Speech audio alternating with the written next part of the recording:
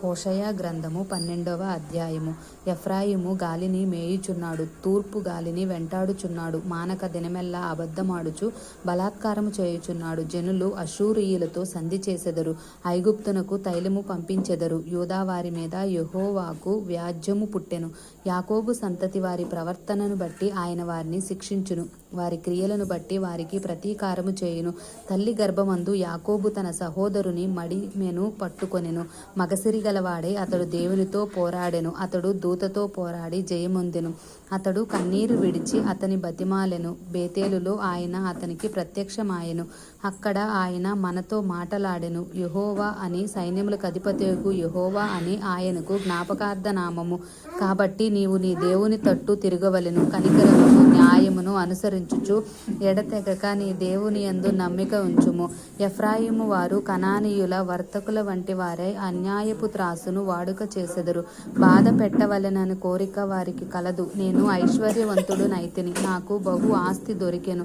నా కష్టార్జితములో దేనిని బట్టియు శిక్షకు తగిన పాపము నాలోనున్నట్టు ఎవరునూ కనపరచలేరని ఎఫ్రాయిము అనుకొనుచున్నాడు. అయితే ఐగుప్తు దేశంలో నుండి మీరు వచ్చినది మొదలుకొని యెహోవానగు నేనే మీకు దేవుడను. నియామక దినములలో మీరు డేరాలలో కాపురమున్నట్లు నేనిక మిమ్మును డేరాలలో నివసింపచేతును.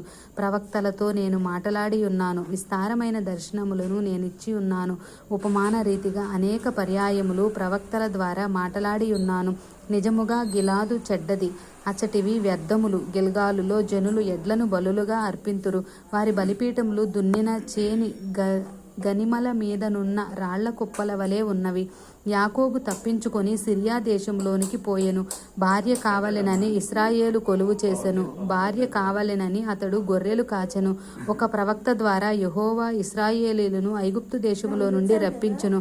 ప్రవక్త ద్వారా వారిని కాపాడెను. ఎఫ్రాయిము బహు ఘోరమైన కోపము పుట్టించెను కనుక అతనిని ఏలినవాడు అతని చేసిన నరహత్యకై అతని మీద నేరము మోపెను. అతడు పరులకు అవమానము కలుగజేసినందుకై నేనతనిని అవమానపరుతును. ఆమేన్.